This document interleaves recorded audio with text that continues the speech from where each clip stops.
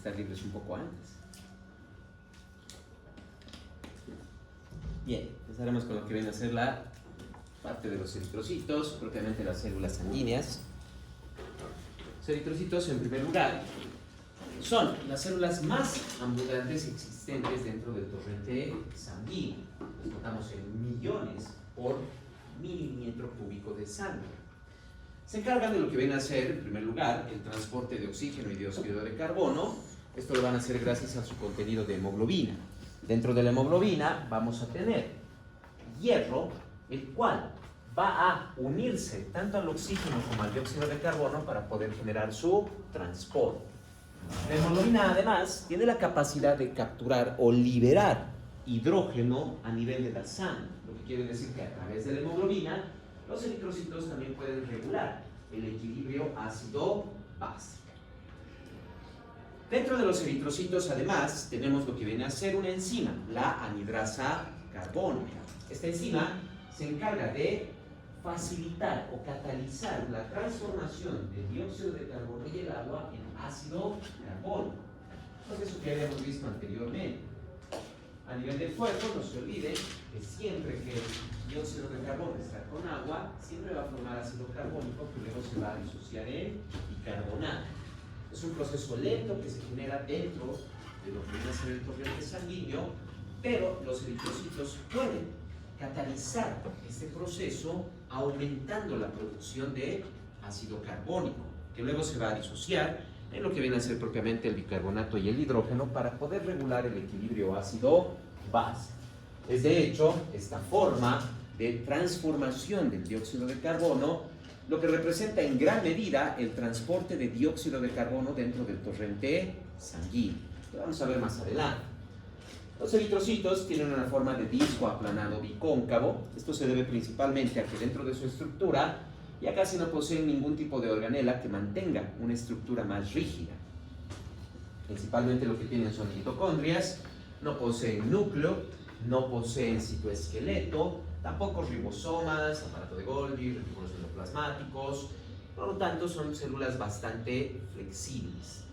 Van a tener un diámetro de más o menos unos 7.8 micrómetros y un volumen total de más o menos unos 90 a 95 femtolitros, o también lo tomamos como micrómetros cúbicos.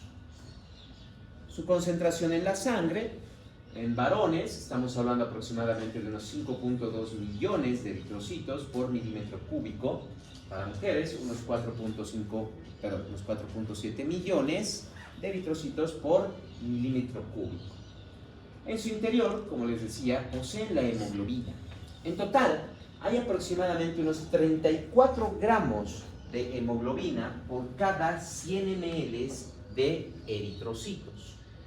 Tomando en cuenta que el hematocrito está aproximadamente entre el 40 a 45%, quiere decir, no se olviden, que no toda la sangre son eritrocitos.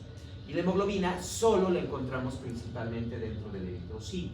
Si bien hay una pequeña, pero muy pequeña cantidad de hemoglobina libre en la sangre, en primer lugar, no dura mucho tiempo, es solo la cantidad de hemoglobina que se libera gracias a la destrucción de los eritrocitos, a la hemólisis, que se genera principalmente por el tiempo. Como tenemos un hematocrito de 40 a 45%, esto nos indica que más o menos por cada 100 ml de sangre, en varones tenemos aproximadamente unos 15 gramos de hemoglobina por cada 100 ml de sangre, y en mujeres aproximadamente unos 14 gramos de hemoglobina por cada 100 ml de sangre. Cada gramo de hemoglobina tiene la capacidad de transportar un total de 1.34 ml de oxígeno molecular. Muy importante esta última parte. Un gramo de globulina llega a transportar 1.34 ml de oxígeno molecular, es decir, no de átomos de oxígeno, sino de moléculas de oxígeno. Los eritrocitos empiezan a producirse en primer lugar dentro de lo que viene a ser ya la vida intrauterina, iniciando a nivel embrionario su producción a nivel de lo que viene a ser el saco vitelino. Es en este punto donde se van a empezar a producir los eritrocitos. Luego, pasando esa producción de eritrocitos a nivel fetal. A nivel de lo que viene a ser ya el segundo trimestre del embarazo, se producen los eritrocitos principalmente a nivel del hígado, el vaso y los ganglios linfáticos. La médula ósea aún está en desarrollo, ya está formada, pero está recién desarrollándose. Tengan en cuenta además que de lo que viene a ser, y esto lo vieron en embriología, de lo que viene a ser el esqueleto de un bebé, realmente la cantidad de esqueleto y médula es bastante pequeña. Es por eso que principalmente van a ser el hígado, el vaso y los ganglios linfáticos los principales lugares donde se produzcan los eritrocitos. Ya para el tercer trimestre de gestación en adelante, incluso después del nacimiento, es la médula ósea la que va a producir los eritrocitos. Cabe resaltar algo muy importante con respecto a la producción de eritrocitos. Dentro de la vida embrionaria fetal, se van a producir eritrocitos con una hemoglobina distinta, conocida como hemoglobina fetal. El embrión y posteriormente el feto obtiene el oxígeno de la sangre materna. La sangre que llega pero al útero no está a la misma concentración de oxígeno de lo que vendría a ser, por ejemplo, la respiración o la sangre que llega al corazón. Una parte del oxígeno ya ha ido distribuyéndose en otros tejidos. Lo que quiere decir que la concentración de oxígeno a nivel uterino es baja. Y esa concentración podría ser insuficiente, y de hecho lo es, para el desarrollo embrionario fetal. Es por eso que estos eritrocitos que se van a producir durante la vida intrauterina obtienen una forma distinta de hemoglobina, la hemoglobina fetal, que tiene una capacidad de hasta 50% mayor de transporte de oxígeno, permitiendo entonces concentrar una mayor cantidad de oxígeno dentro de la sangre a nivel embrionario fetal, lo que va a permitir una oxigenación adecuada de los tejidos y permitir el desarrollo y crecimiento de los mismos durante la vida intrauterina. Una vez que se ha generado el paso de la formación de eritrocitos dentro de los huesos, tampoco va a ser constante durante el resto de la vida. Si bien a nivel fetal, desde el tercer trimestre ya vamos a tener la médula ósea de casi todos los huesos en producción de eritrocitos, esto va a ir disminuyendo con la edad. De hecho, hasta los 20 años de edad se producen los eritrocitos a nivel de la tibia, principalmente a nivel de la diáfisis tibial. Lo mismo podríamos decir con el fémur hasta más o menos los 25 años de edad. Tanto la tibia como el fémur, a partir de los 15-25 años respectivamente, estos dos huesos aún van a producir eritrocitos, pero en las epífisis, en sus extremos. Las diáfisis se van a llenar absolutamente de tejido adiposo y van a producir principalmente algunas plaquetas y leucocitos, no tanto la producción de eritrocitos.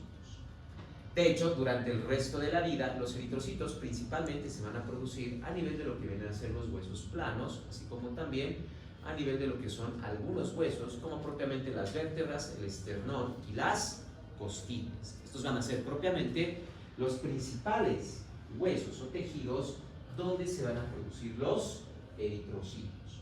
Claro, también se producen en pequeñas cantidades en los demás huesos, huesos del cráneo, los huesos de la extremidad superior, así como también a nivel de la pelvis. Pero son propiamente las vértebras, el esternón y las costillas las que van a producir la mayor cantidad de eritrocitos que se encuentran circulando dentro de nuestro cuerpo. Disminuyendo, claro, con la edad pueden ir disminuyendo porque van disminuyendo las necesidades metabólicas de los tejidos, reduciendo en gran medida su necesidad de oxígeno. Los eritrocitos tienen en primer lugar todas las células sanguíneas de lo que viene a ser la célula precursora hematopoyética pluripotencial. Esta célula, en primer lugar, va a dividirse en dos tipos de células: las unidades formadoras de colonias esplénicas y las unidades formadoras de células linfoblásticas o linfoideas. Estas últimas van a dar origen tanto a los linfocitos T como a los linfocitos B. Las unidades formadoras de colonias esplénicas se van a dividir en tres células.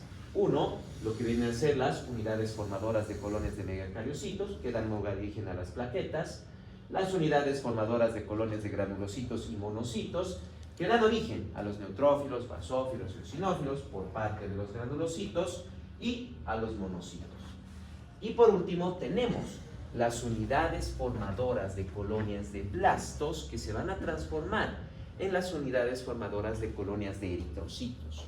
Es en esta forma en que se mantienen las células dentro de lo que viene a ser la médula ósea. Se quedan en este estado hasta que llega un estímulo hormonal, la eritropoyetina, la que se va a encargar de estimular la división y maduración de las unidades formadoras de colonias de eritrocitos. Al empezar a dividirse y madurar, van a formar de inicio lo que viene a ser el proeritroblasto. Luego, la maduración no solo significa transformación de la célula, sino que también significa formación de hemoglobina. La formación de hemoglobina, así como también los diferentes cambios por los que debe pasar la célula para poder transformarse en un eritrocito, van a ir cambiando por completo la estructura interna del eritrocito, provocando inclusive modificaciones en su coloración. Bueno, empezando en primer lugar por lo que viene a ser el eritroblasto basófilo, una célula que, como indica su nombre, se tiñe principalmente por medios básicos. A medida que va a ir formándose el eritrocito, van a empezar a generar dos cambios principales. Como les decía, el primero es la formación de hemoglobina. Ya el proeritroblasto empieza con la formación de hemoglobina que va acumulándose dentro del eritrocito. Al mismo tiempo, empieza a reducirse la cantidad de organelas y estructura intracelular. De la misma manera, empieza a reducir también el núcleo de la célula, pasando del eritroblasto basófilo al eritroblasto policromatófilo o policromático, un tipo de eritroblasto que puede teñirse con casi cualquier medio de función. Va a ir produciendo mayor cantidad de hemoglobina, va perdiendo más organelas y va reduciendo el núcleo, pasando entonces al eritroblasto ortocromático, donde ya vamos a tener una tinción mucho más distinta, principalmente medios ácidos, así como también la misma hemoglobina que ya se está empezando a acumular en mayor cantidad dentro del mismo eritrocito. Llega a formar lo que viene a ser después el reticulocito. Para este punto, la célula para el reticulocito ya ha perdido la mayor cantidad de organelas intracelulares, ha perdido inclusive el núcleo. Lo único que queda dentro del eritrocito son pequeñas cantidades de ribosomas, un poco del retículo endoplasmático rugoso, así como también un poco de citoesqueleto. Lo único que ha quedado en gran cantidad es propiamente ya la hemoglobina y las mitocondrias, claro, junto con el líquido intracelular. Es el reticulocito el que va a salir de la médula ósea hacia el torrente sanguíneo. Ya esta célula, al ya carecer de núcleo y al tener muy poco citoesqueleto, es bastante flexible, lo que permite que por diapédesis pueda ingresar dentro de los capilares a nivel de la médula ósea y empezar a circular por el torrente sanguíneo.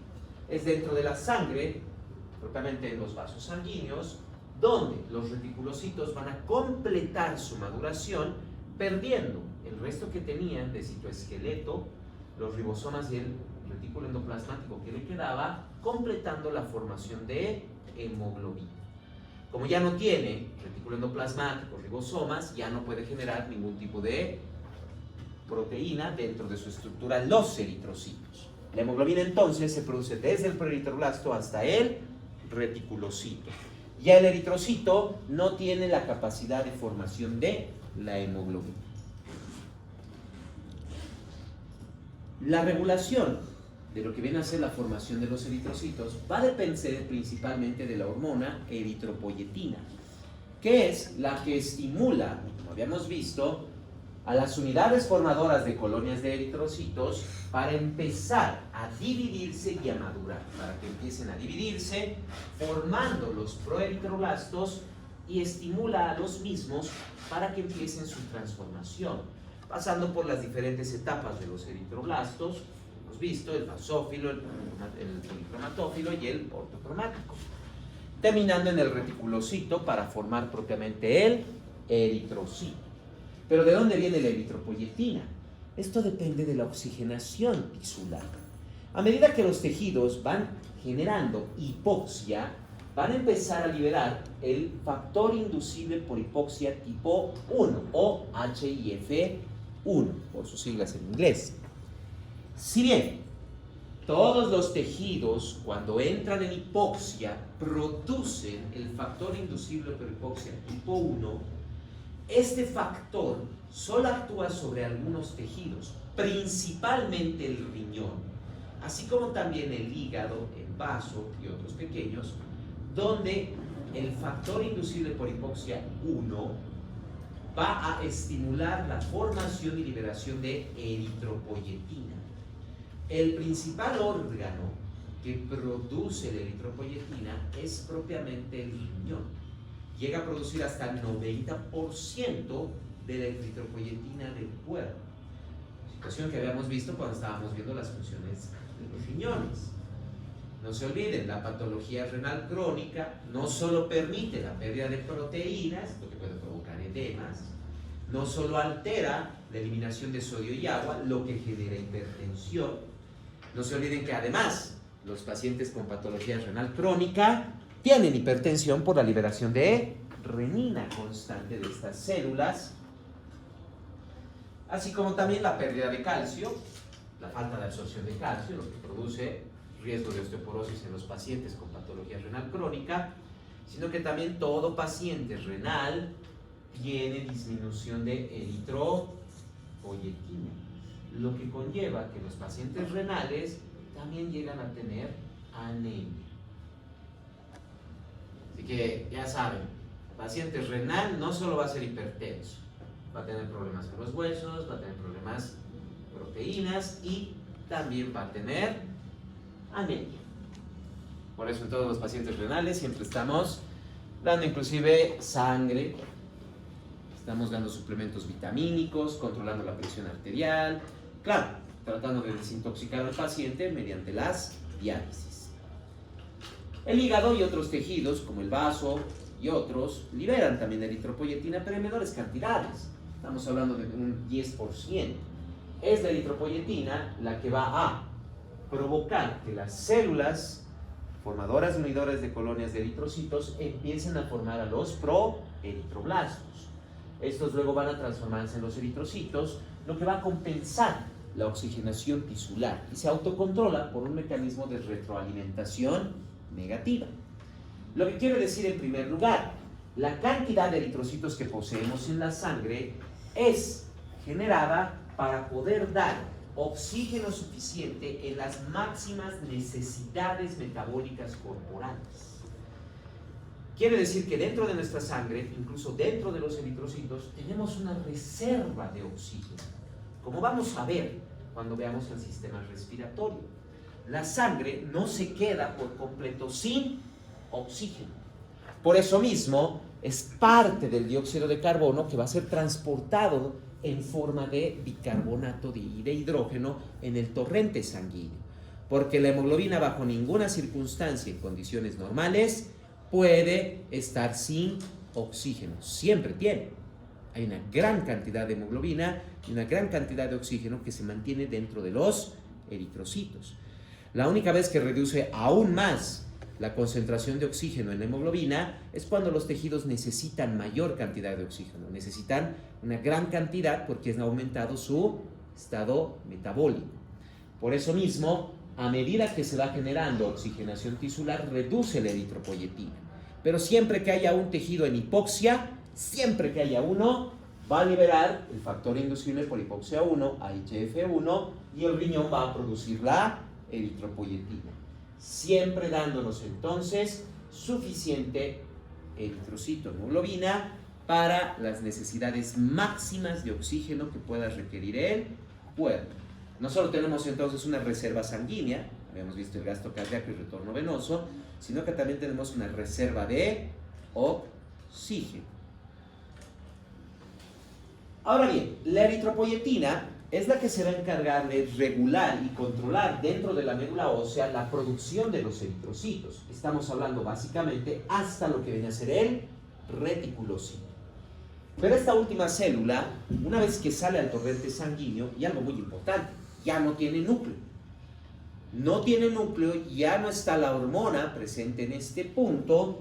Entonces, ¿qué es lo que mantiene y controla la transformación final del reticulocito al eritrocito?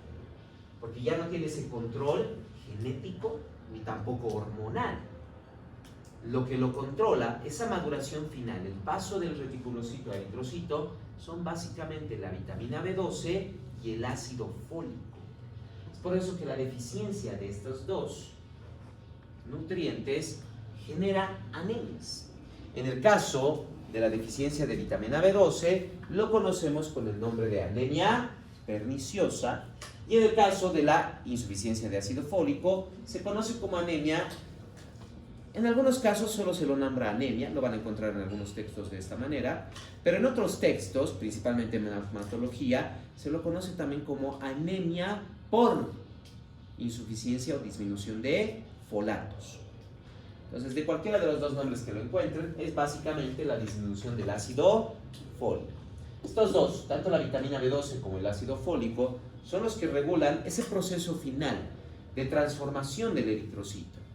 Quiere decir, completan o estimulan propiamente que se complete la formación de hemoglobina dentro del eritrocito, así como también la eliminación de lo que queda del citoesqueleto y la poca cantidad que tenga aún de ribosomas y de retículo endoplasmático rugoso. De esta manera es como tanto la vitamina B12 como el ácido fólico son los que van a completar la formación de los eritrocitos, dentro de los cuales tiene que formarse propiamente la hemoglobina, que como les decía, se forma desde el proeritroblasto hasta el reticulocito. La unidad formadora de colonias de eritrocitos no tiene capacidad de formación de hemoglobina, se encuentra todavía en un estado primordial, mientras que los eritrocitos ya no producen hemoglobina, porque básicamente lo único que les queda es solo líquido y mitocondrias, no les queda nada más. No van a poder producir nada de hemoglobina. La hemoglobina está formada en primer lugar por dos estructuras principales, el grupo hemo y la globina. La globina básicamente es una cadena proteínica. Dependiendo de los aminoácidos que forman la cadena, tenemos en total 4 cadenas distintas de globina, lo que viene a ser la cadena alfa, beta, gamma y la cadena delta. Estas van a ser, la hemoglobina siempre está formada por 4 de estas cadenas. La más común es la hemoglobina A, que está formada por 2 cadenas alfa y 2 cadenas beta, pero es solo la más común. Tenemos la hemoglobina B y otras que pueden estar formadas por, digamos, 2 cadenas alfa, 2 delta, 2 delta, 2 gamma, 2 beta, 2 gamma, 2 beta, 2 delta, o una de cada una también. Diferentes combinaciones que se pueden generar. Como les decía, la más común es la hemoglobina tipo A, que tiene 2 alfa y 2 beta. Es en este punto de la globina donde se puede generar una alteración, propiamente lo que conocemos como anemia falciforme.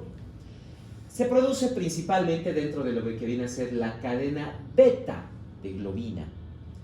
Se genera en primer lugar una sustitución de un aminoácido. El ácido glutámico va a ser sustituido por la valina.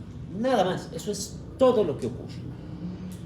El ácido glutámico que se encuentra en esta cadena de globina, en la cadena beta, va a ser reemplazado por la valina. Y esto es lo que nos va a generar la anemia falciforme. Cuando está presente el ácido glutámico, una vez que ingrese el oxígeno dentro de lo que viene a ser el eritrocito y entra en contacto con el hierro dentro de lo que viene a ser el grupo hemo, la hemoglobina no va a recibir ningún tipo de modificación, se mantiene tal cual se encuentra. El ácido glutámico permite que la hemoglobina se mantenga como una proteína flexible, dándole entonces flexibilidad al eritrocito, el cual va a poder flexibilizarse, compactarse, para pasar por diferentes espacios que se generan en los capilares, principalmente cuando nos apoyamos o estamos en contracciones musculares, etc. O cuando tenemos redes de capilares extremadamente tortuosos, como lo que pasa dentro del vaso. En cambio, si no está el ácido glutámico y más bien está la valina, esto va a provocar que la hemoglobina en el momento que ingrese el oxígeno se endurezca, quiere decir se cristaliza, ya no tiene esa flexibilidad, provocando entonces que el eritrocito pierda la forma que tiene.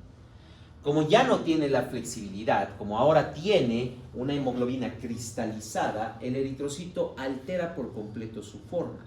Van a haber eritrocitos que sean alargados, otros con forma de hoz, otros curveados, una gran variación en la forma del eritrocito. Considero como de esta manera. Si yo a una bolsa le coloco harina, por ejemplo, puedo flexibilizar esa bolsa. De hecho, en muchas ferias venden juguetes así para niños, globos con harina o con maicena, que pueden flexibilizarlos, moldearlos, etc. En cambio, si en esa bolsa yo colocara un montón de ramas de árbol, ya no puedo flexibilizarlo. De hecho, va a tener una forma irregular y rígida. Eso es lo que va a pasar con los eritrocitos. Ya no van a ser flexibles, van a tener una forma irregular y son rígidos. Por eso se llama falciforme, que significa falsa forma. Y es una forma de anemia hemolítica, porque esos eritrocitos rígidos no pueden pasar por capilares tortuosos o inclusive por las redes del vaso o cuando nos apoyamos. Entonces estos eritrocitos, como no pueden pasar, inmediatamente van a ser destruidos. Por otro lado, tenemos lo que viene a ser la formación del grupo hemo. Esto inicia con lo que viene a ser una molécula, la succinilcolina. 2 succinilcolinas más 2 glicinas nos van a formar propiamente lo que conocemos como el grupo pirrol. El pirrol, van a unirse 4 pirroles para formar la protoporfirina 9. A la protoporfirina 9 tiene que unirse propiamente lo que viene a ser un átomo de hierro. Es ahí donde vamos a tener entonces lo que vemos aquí, básicamente el grupo hemo.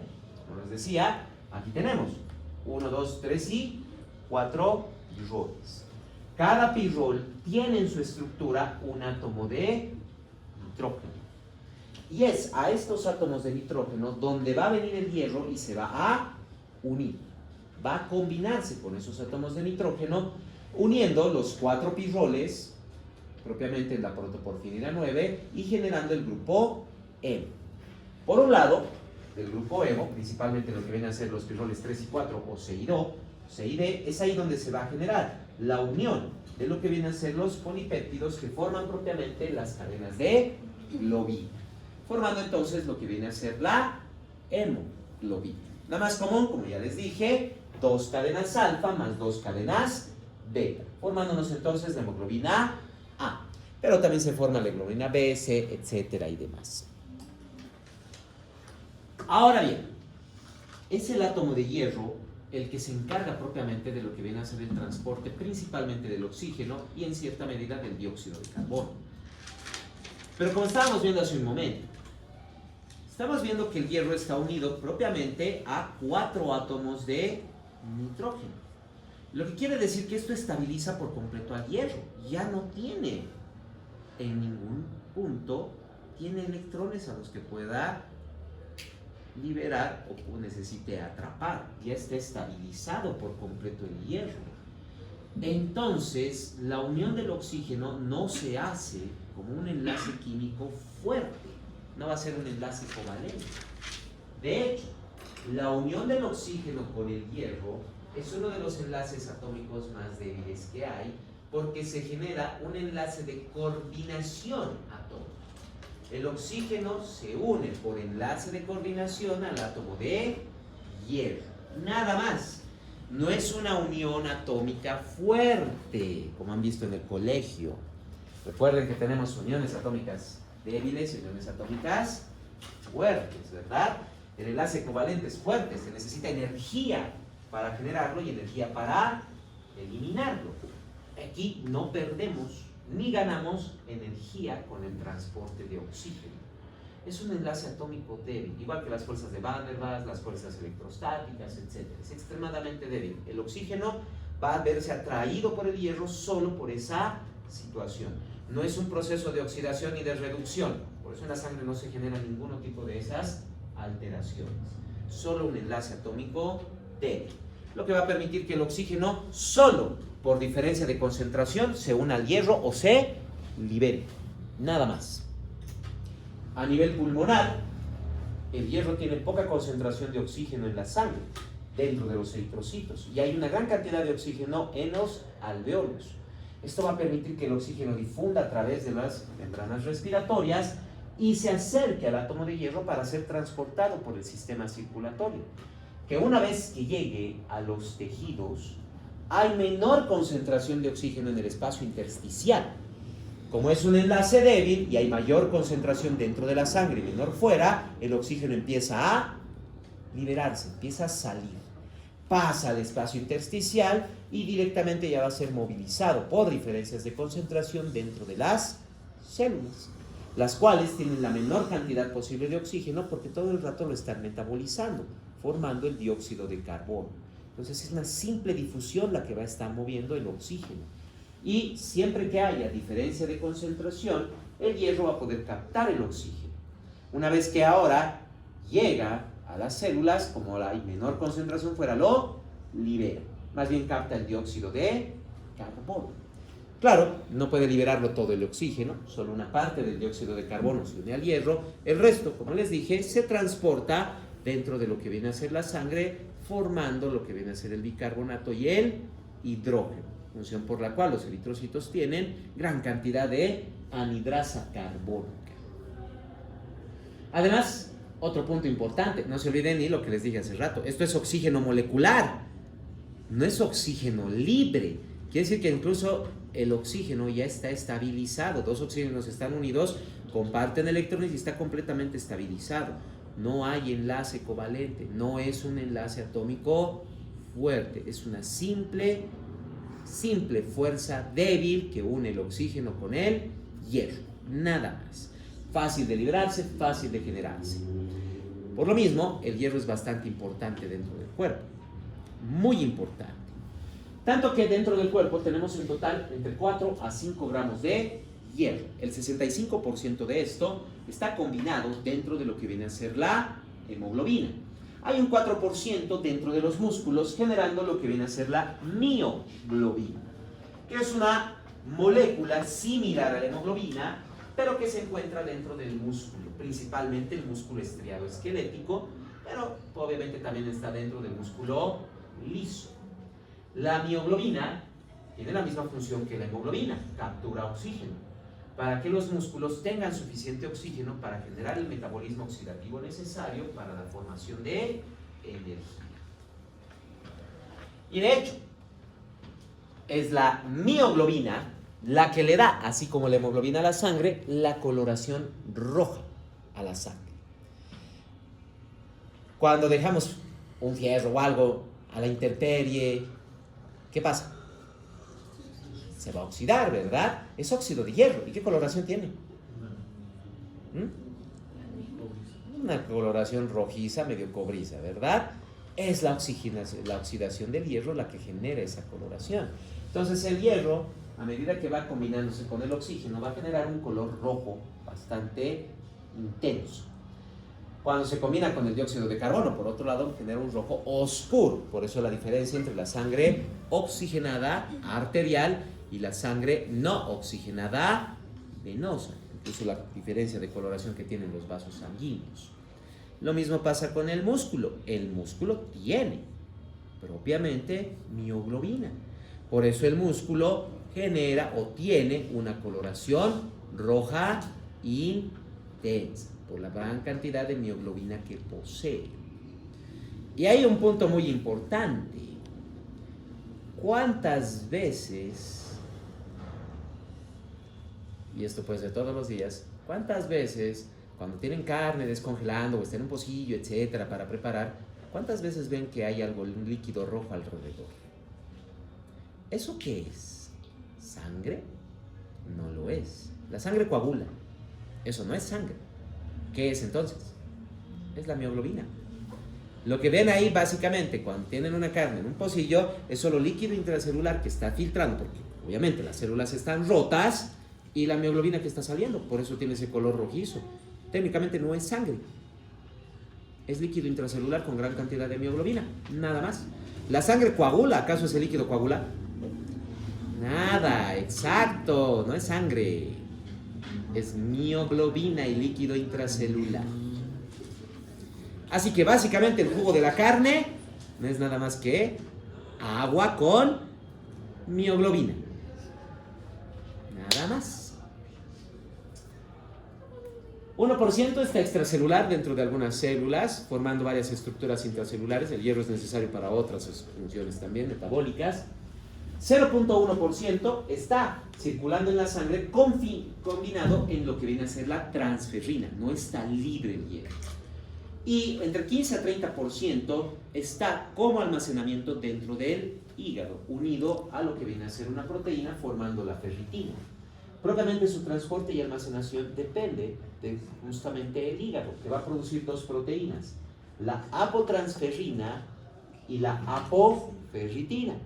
La apotransferrina es liberada al torrente sanguíneo, mientras que la apoferritina se mantiene dentro de los hepatocitos. La apotransferina, liberada en el torrente sanguíneo, tiene la capacidad de captar hierro.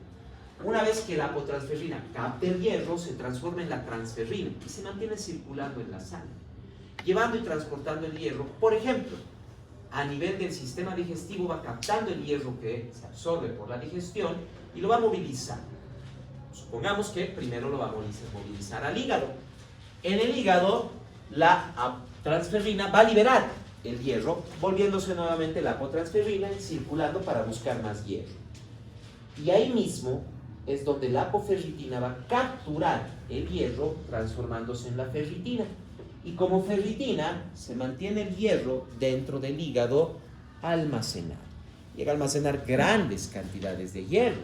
Estamos hablando de un 15 a 30% de lo que viene a ser la cantidad total de hierro del cuerpo. Si lo tomamos con 4 gramos, estamos hablando de que 1.2 gramos de hierro se encuentran almacenados dentro del hígado. Cuando es necesario que el hígado libere hierro, la ferritina va a liberar el hierro manteniéndose como apoferritina dentro de la célula hepática. El hierro liberado sale al torrente sanguíneo donde la apotransferina lo captura y nuevamente se transforma en transferrina y empieza a circular en la sangre. El principal lugar donde va a llegar el hierro por la transferrina no solo va a ser el hígado, también es la médula ósea, donde va a liberar el hierro para que sea capturado por todos los blastos eritrocitarios, proeritroblasto, eritroblasto y reticulocito, para poder continuar con la formación de hemoglobina. De esa manera es como constantemente va circulando el hierro dentro del cuerpo. Debido a las pérdidas sanguíneas que tenemos durante la vida, y prácticamente la pérdida diaria, vamos a tener cierta pérdida de hierro. En varones, esto es de 0.6 miligramos diarios. No quiere decir que tengamos sangrados constantes, sino que hay una pequeña cantidad de hierro que se va eliminando principalmente por vía urinaria. Se puede eliminar básicamente por la destrucción de los eritrocitos y hay un poco de hierro libre que va a liberarse porque no está unido todavía a lo que viene a ser la apotransferrina. Si el eritrocito, por ejemplo, muere en el glomérulo, el hierro inmediatamente va a salir. No hay tiempo para que la apotransferrina lo pueda captar. Entonces esto permite una liberación de hierro constante, aproximadamente 0.6 miligramos diarios se pierde de hierro. Lo que quiere decir que con 1 miligramo diario de hierro es más que suficiente para suplementar el hierro necesario para el paciente, en el caso de los varones. En el caso de las mujeres esto cambia. El mínimo es de 0.6, pero puede llegar hasta la pérdida de 1.3 miligramos de hierro al día. Esto principalmente por lo que viene a ser el flujo menstrual. Claro, en muchas pacientes puede que solo sea 0.9, 1, pero hay pacientes que tienen flujos menstruales bastante intensos. No estás hablando de 2 o 3 días de flujo, estamos hablando de 6, 7, hasta 10 días de flujo menstrual. Eso va a ser una pérdida mucho más intensa de hierro, llegando incluso a pérdidas de hasta 2 miligramos diarios. Lo que quiere decir que, y esto pasa en el síndrome de quistes ováricos, se genera una pérdida de hierro tan severa que las mujeres pueden llegar a tener anemia. Por eso la importancia del suplemento de hierro y ácido fólico constante que se da en todas las mujeres. Es algo necesario. Y la absorción también va a depender de la apotransferrina. Si no hay suficiente flujo de sangre y apotransferrina alrededor de lo que vienen a ser las células en el intestino, difícilmente va a poder absorberse grandes cantidades de hierro. Y también cabe resaltar algo muy importante, que es más que todo para una recomendación para todos nuestros pacientes. El hierro se absorbe muy fácilmente en medios ácidos. Lo que quiere decir que todo suplemento de hierro siempre debe consumirse o en ayunas o con jugos cítricos. Esa es la importancia. Porque de lo contrario la absorción es muy baja. Es muy baja. Ya de por sí no se olviden, si no hay suficiente apotransferina alrededor de las células del intestino, la absorción de hierro ya va a ser muy disminuida y se absorbe con medios ácidos. Por eso que toda paciente que esté con suplementos de hierro, no se olviden siempre recomendar que debe tomar el suplemento de hierro en ayunas o con jugos cítricos. De lo contrario, la absorción de hierro es muy baja, no va a ayudar mucho en el paciente. Esto principalmente para recomendar a sus pacientes, ya sea que tengan síndrome de ovarios poliquísticos o principalmente embarazo. Toda mujer embarazada está con suplemento de hierro. Quiere decir que toda mujer embarazada tiene que tomar el hierro en ayunas o con jugos cítricos. La mayoría las toma en ayunas porque muchas no toleran bien los jugos cítricos durante el primer trimestre del embarazo, por lo que viene a ser la emesis gravídica. Toda mujer embarazada siempre tiene náuseas y vómitos. La mayoría entonces lo consume en ayunas, pero hay mujeres que lo consumen con jugos cítricos. Los eritrocitos no viven eternamente, tienen un ciclo de vida de aproximadamente más o menos unos 120 días.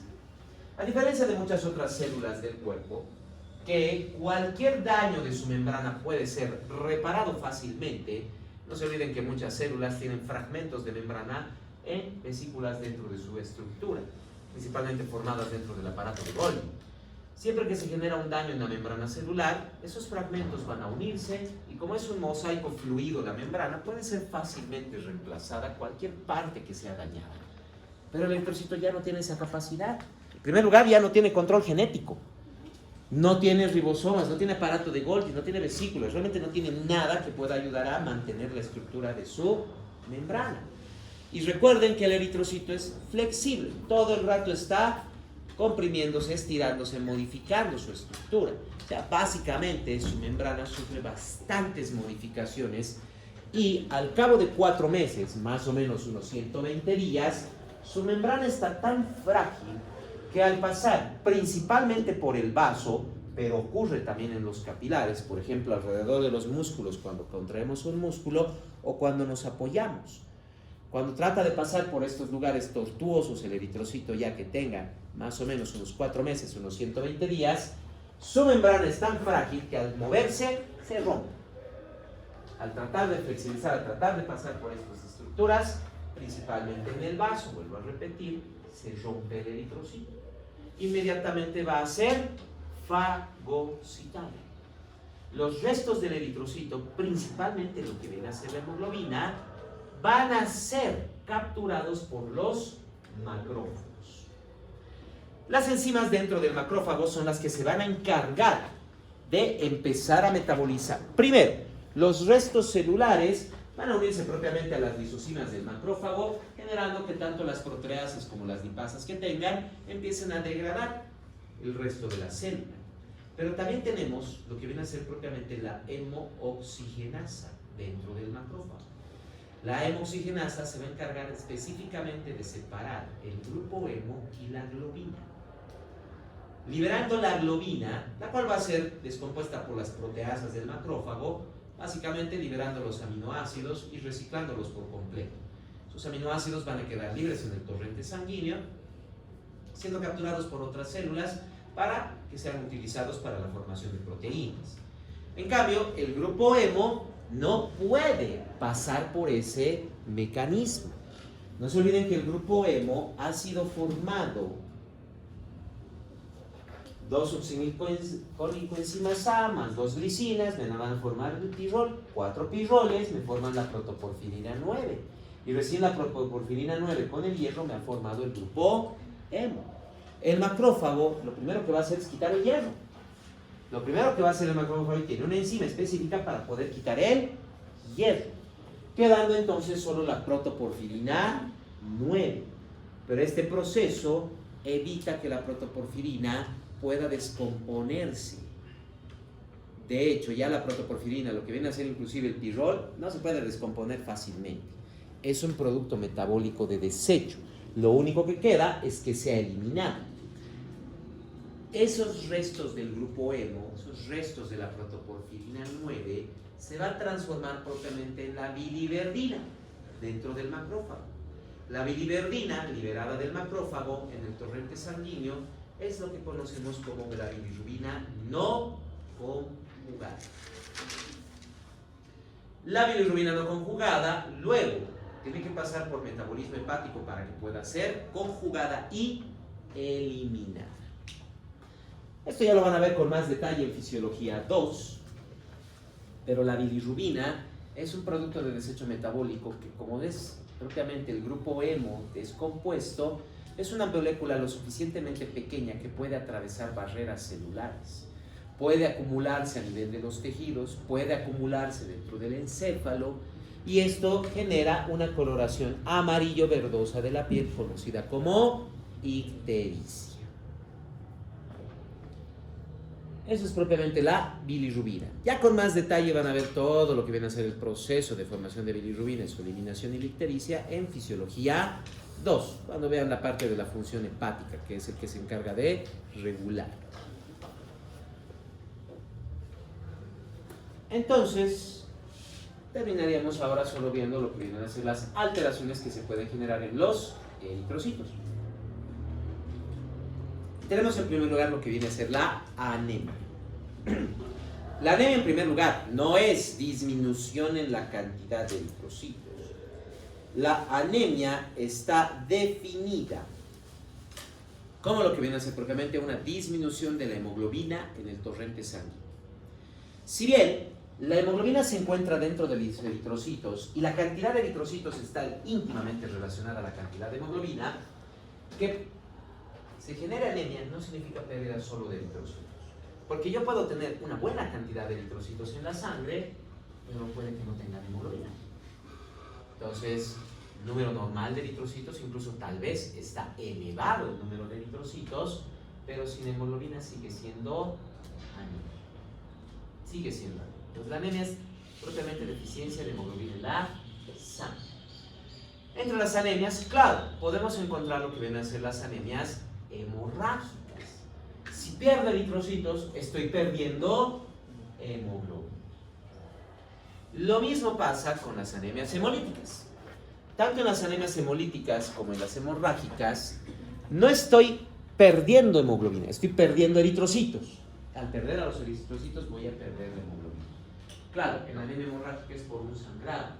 Lo único que tengo que hacer es detener el sangrado para detener la pérdida de hemoglobina.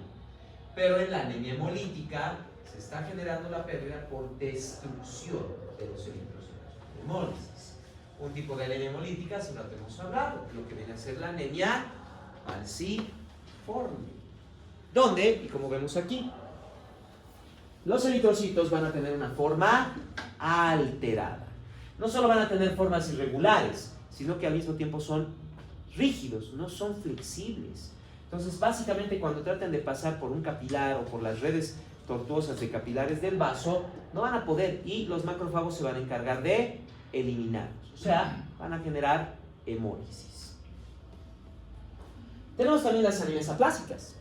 Eso es cuando no tienen suficiente estructura o espacio los eritrocitos para poder formarse. Se puede generar, ya sea, número uno, la causa más común, que es la desnutrición crónica, o la segunda causa, que no es tan común, que es la aplasia medular. sea, básicamente la pérdida de espacio donde forman los eritrocitos. No se olviden que la médula ósea, en especial la médula ósea de la tibia y del fémur, a nivel de la diáfisis, es reemplazada principalmente por tejido adiposo.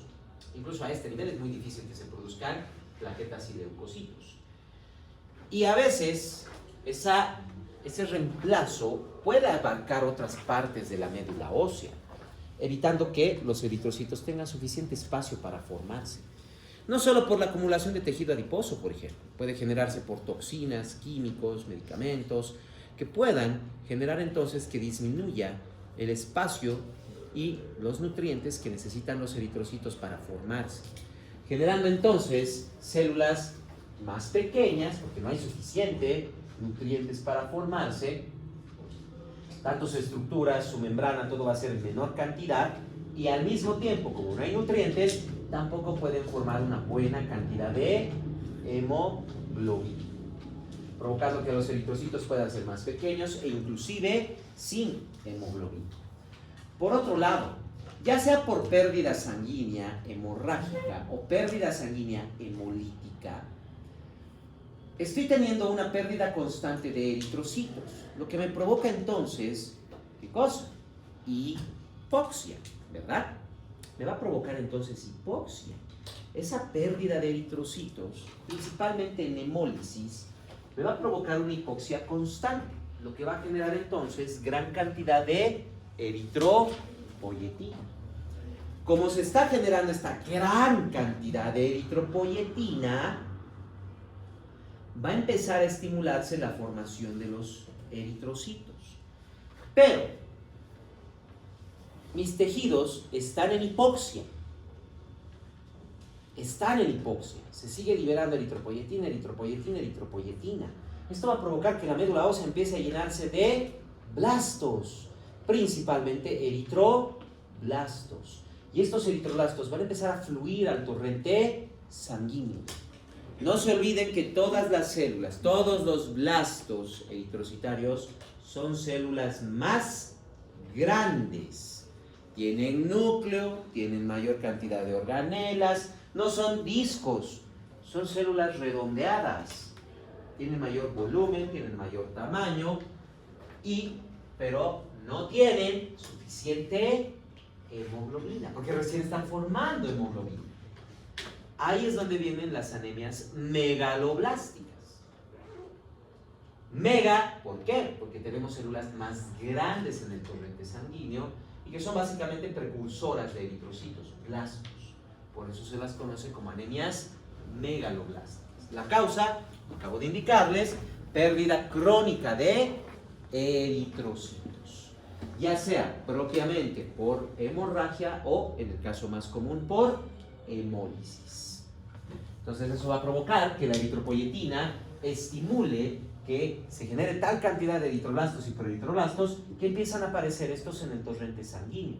Una de las formas de anemias megaloblásticas más común es la reticulocitosis. Como les decía hace un momento, el reticulocito ya está presente libremente en el torrente sanguíneo porque es ahí donde completa su formación. Pero no pasan del 3 a 4% los reticulocitos. De las células sanguíneas no pasan del 3 a 4% de las células rojas. Entonces, cuando ya sube de ese nivel, a eso se conoce reticulocitosis, es una forma de anemia megaloblástica. Otra forma de anemia megaloblástica y bastante común que se genera es propiamente la eritroblastosis fetal. Durante el periodo embrionario fetal cabe la posibilidad de que empiecen a destruirse grandes cantidades de eritrocitos dentro del torrente sanguíneo fetal. ¿Cómo se destruyen los eritrocitos? El mismo mecanismo que acabamos de ver. Hay hipoxia. La hipoxia va a generar la liberación del factor inducible por hipoxia 1, que me va a provocar la liberación de eritropoyetina y estimula la formación de eritrocitos. Y, obviamente, en el bebé es más fácil que salgan los eritroblastos al torrente sanguíneo. Entonces, dentro de la sangre fetal, yo voy a tener lo que veo aquí, una muestra de sangre, donde en vez, como en lo que venía a ser la reticulocitosis u otras anemias megaloblásticas, podría haber algunos reticulocitos o, como en este caso, un eritroblasto ortocromatófilo. En cambio, en la eritroblastosis fetal Lo que yo más voy a ver es gran cantidad de eritroblastos, aunque también hay reticulocitos, pero lo que más veo son eritroblastos y toda forma de eritroblastos. Tengo eritroblastos basófilos, policromatófilos y ortocromatófilos. Todo tipo de eritroblasto voy a ver en la muestra de sangre fetal o lo que vemos generalmente en la muestra de sangre del recién nacido. Por otro lado, tenemos más bien el aumento de eritrocitos. Y ahí es donde viene lo que viene a ser la policitemia. Hay dos formas de policitemia: la policitemia secundaria o fisiológica y la policitemia vera, que es propiamente la patológica. La policitemia fisiológica o secundaria, como indica el nombre, tiene que ser secundaria algo, es en realidad una compensación a la falta de oxígeno en el ambiente principalmente, pero no por disminución de concentración de oxígeno. La causa principal de falta de oxígeno a nivel ambiental es la altura, no por la disminución de concentración. En cualquier parte la atmósfera tiene la misma concentración de oxígeno. Solo en las partes extremadamente elevadas hay muy poca concentración de oxígeno porque por gravedad el oxígeno está más abajo.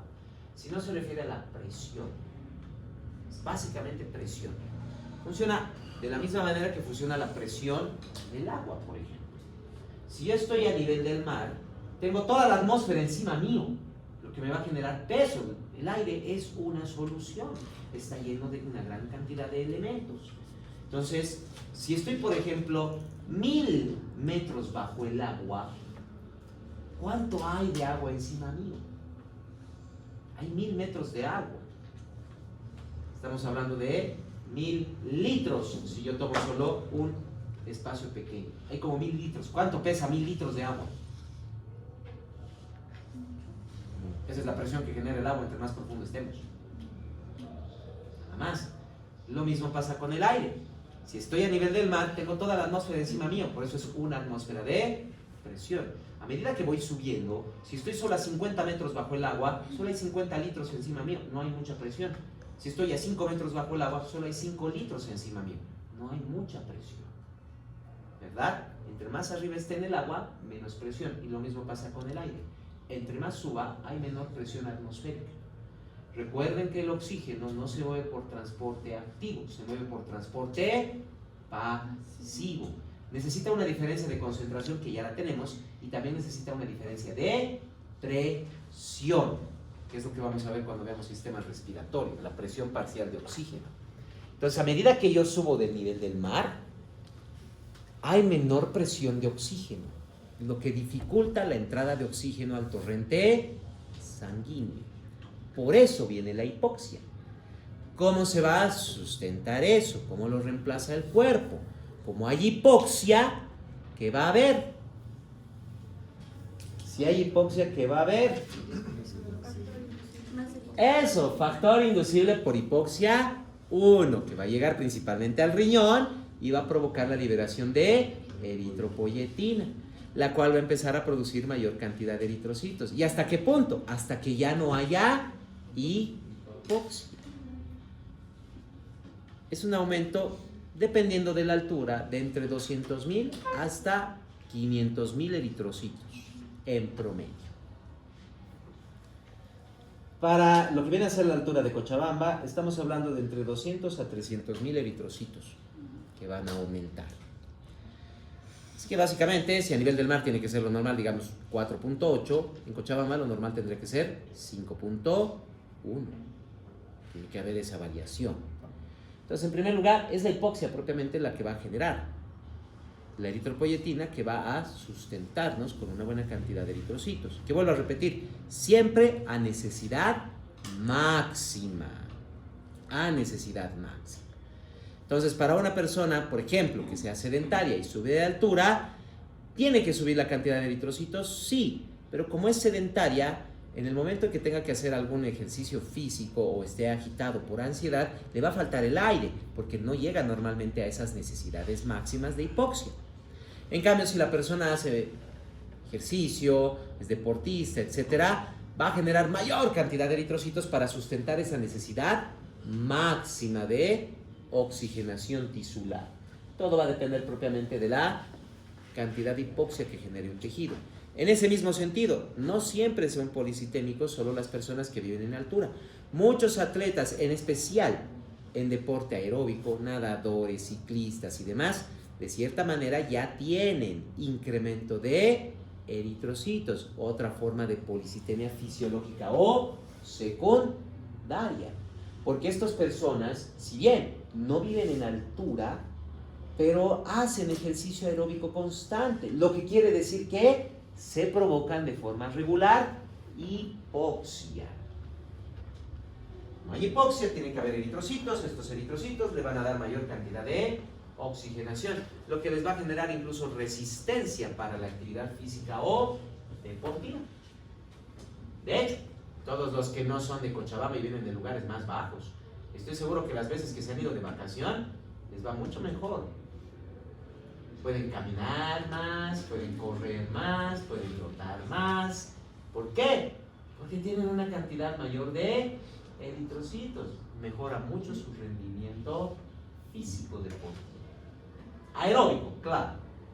No va a ser que van a bajar a la altura y si aquí solo levantaban 20 kilos, allá levanten 40 kilos. No, eso es deporte anaeróbico. No se genera. Estoy hablando de los deportes aeróbicos. Correr, trotar, etc. Tienen mayor resistencia física en ese sentido. Es algo que en muchos casos los atletas tratan de aprovechar. Por ejemplo, ya han debido escuchar muchas veces, tenemos una gran cantidad de ciclistas que entrenan aquí entre Cochabamba y La Paz, ¿verdad? ¿Y por qué? Porque como van subiendo y están principalmente en la altura de Cochabamba, que es 2.700 metros, y van a La Paz, que está hasta los 3.700 el alto, realmente llegan a tener suficiente resistencia física. Y no solo bolivianos, vienen muchos ciclistas extranjeros de países que no tienen esas alturas. Europa, difícilmente van a venir, tienen los Alpes, tienen suficientes alturas para entrenar. Estoy hablando de países con bajas alturas, principalmente Uruguay, Paraguay, Brasil, etcétera, que vienen a entrenar a las alturas aquí. ¿Por qué? Porque les genera mayor rendimiento por la policitemia fisiológica o secundaria. No solo en deportes como el ciclismo, natación, correr, etcétera, se benefician bastante con este tipo de entrenamiento. Y si alguien se pregunta si hay países que no tengan y que no puedan viajar, sí, hay una manera de generarse esa hipoxia. Barbijo de tela mojado. Hay atletas que también entrenan con barbijos de tela húmedos. Limitan la cantidad de aire que ingresa, lo que genera hipoxia, y también aumenta la cantidad de eritrocitos. Va aumentando. Eso también aumenta mucho su resistencia y rendimiento. Por otro lado, tenemos la policitemia vera o patológica. Problema genético hereditario. Se va a generar entonces un aumento, podríamos decir, indiscriminado de eritrocitos. Por X o Z motivo, factor genético, puede que se libere fácilmente el factor de inducible por hipoxia tipo 1 o que se produzcan grandes cantidades de eritropoyetina. En cualquiera de los dos casos llegamos al mismo punto. Hay exceso en la formación de eritrocitos. No estoy hablando como en la pirocitemia fisiológica o secundaria de entre 200 a 300, máximo 500.000. Aquí estoy hablando mínimo de 1 millón extra de eritrocitos. Mínimo. Hay pacientes que llegan inclusive a los 8 o 9 millones de eritrocitos en la sangre por policitemia vera o patológica. ¿Cuál es el mayor problema con la policitemia vera o patológica? Aumentar eritrocitos significa aumentar el hematocrito. ¿Y eso qué provoca? Exacto. La viscosidad de la sangre se eleva. Ya sabemos que al hematocrito normal de 45%, la viscosidad sanguínea es de 3. Si solo aumenta un 15% a 60%, la viscosidad sanguínea es hasta 3 veces más, llega a 10. Una resistencia 3 veces más intensa, lo que provoca, ¿qué cosa? Exacto, genera hipertensión arterial. Primer síntoma entonces, síntoma de policitemia es hipertensión. Y esto tanto en fisiológica como en patológica. ¿Entienden ahora por qué las personas que viven en altura, por ejemplo en La Paz, el Alto y demás, tienen predisposición a la hipertensión? porque ya de por sí tienen un poco más de eritrocitos. O sea, su hematocrito no va a estar en 60%, pero normalmente 40-45%, y puede que el hematocrito de estas personas esté en 47, 48 o 50. Lo que ya me indica un aumento de la viscosidad y me va a generar aumento de la resistencia con el consiguiente aumento de la presión. Entonces, esa es la causa por la cual a mayor altura, mayor riesgo de hipertensión. Pero solo riesgo, es un aumento máximo de hasta 500.000 de eritrocitos. Pero el paciente con policitemia vera o patológica mínimo es 1.000.000 de eritrocitos más. No importa que esté a nivel del mar, va a ser hipertenso. Va a ser hipertenso. Lo que más van a tener estos pacientes es hipertensión. Segundo, la hemoglobina, no se olvide, es lo que genera la coloración roja de la sangre. Y básicamente hablando, toda muestra de tejido que ustedes han visto en histología tiene que ser teñida, ¿verdad? Porque básicamente las células no tienen color. Entonces, ¿qué nos da el color? Fuera de la piel, ojo. Porque si en melanina, deberíamos ser todos albinos. Pero aún así, no somos transparentes. Hay una coloración rosada, rojiza que tiene el cuerpo. Eso es por la hemoglobina, por la sangre. Entonces, los pacientes con policitemia vera o patológica tienen mayor coloración rojiza del cuerpo. De hecho, estos pacientes, por ejemplo, a nivel del rostro, es como la parte interna de la boca. Así de intenso es el rojo. Se llama rubicundez. Es una coloración intensa roja del cuerpo. Las palmas de las manos parecen labios en el color rojo. Así de intenso es esa coloración. Los síntomas principales. Ya cuando ven hematología van a ver otros signos o síntomas que se presentan, que no los vamos a mencionar aquí porque todavía no han llevado semiología, no conocen todos los términos médicos. Ya los van a ver con más detalle ya en hematología. ¿Dudas o preguntas que tengan? Digamos, si una persona, digamos, que vive en La Paz se fuera a vivir a nivel del mar, igual va a tener la misma cantidad de eritrocitos o... Por 3 meses a 4. Entonces ven que los eritrocitos solo viven 4 meses. Entonces, por 3 a 4 meses va a tener esa resistencia, va a tener esa cantidad de eritrocitos, pero como ya no entra en hipoxia, ya no tiene que reemplazar todos los eritrocitos que van muriendo, solo los que necesita reemplazar. Por eso mismo ustedes se dan cuenta, cuando se van a dar cuenta, porque no se van tanto tiempo a los lugares de origen que tengan, que sean de menor altura. Claro, se van en vacaciones de invierno, son 2-3 semanas, no pasa nada. Vacación de verano, máximo 2 meses. Igual van a tener buena resistencia. Pero el momento en que se queden más de 4 o 5 meses, va a disminuir la cantidad de eritrocitos y cuando vuelvan a venir, otra vez les va a dar mal de altura. Otras veces les va a dar. Los eritrocitos no se quedan elevados permanentemente. Una vez que desaparece el estímulo, como no hay necesidad de reemplazo porque no hay hipoxia, no tienen por qué subir esa cantidad de eritrocitos. Como les dije, esto es dependiendo de la hipoxia. Si nunca estamos en hipoxia, no va a haber ese aumento de eritrocitos. Ahora entienden el error que cometieron los argentinos el año pasado al venir a jugar a Bolivia al Alto el mismo día del partido y subiendo con tanques de oxígeno. O sea, básicamente se provocaron mal de altura en menos de 20 minutos. ¿Qué tenía que haber hecho su entrenador? Traerlos una semana antes y subirlos al Alto inmediatamente. ¿Verdad? Subirlos, está bien, los ha subido en bus, perfecto, puede subir en bus para que no les dé mal de altura de golpe, pero los ha subido con tanque de oxígeno el día del partido. Tendría que haberlos subido por lo menos una semana antes y retirarles el oxígeno en unas 5 a 6 horas, cosa que la hipoxia no sea de golpe y en una semana aumente la cantidad de eritrocitos. O mejor, y lo que hacen otros países, en especial asiáticos, que estos sí hacen cuando van a jugar a las alturas, como los partidos que han tenido con Japón, Corea, etcétera, Perú, Ecuador y demás, porque Perú y Ecuador utilizan también la altura. Quito está bastante alto, y Lima y Cusco también están altos. ¿Y qué hacen esos equipos, por ejemplo. Los entrenadores conocen esta situación. Lo que hacen es simple. Por lo menos un mes antes empiezan a hacer entrenar con barbijo húmedo. Cosa de que cuando vengan ya han tenido hipoxia y ya tienen mayor cantidad de eritrocitos, no les afecta tanto la altura. No les afecta. Ah, es esa máscara, ¿no? Okay. Barbijo húmedo. Eso también genera hipoxia. Por eso, el error que han cometido ha sido exactamente eso. Subir el mismo día y con tanques de oxígeno. Eso genera hipoxia de golpe. Eso va a generar mal de altura inmediatamente.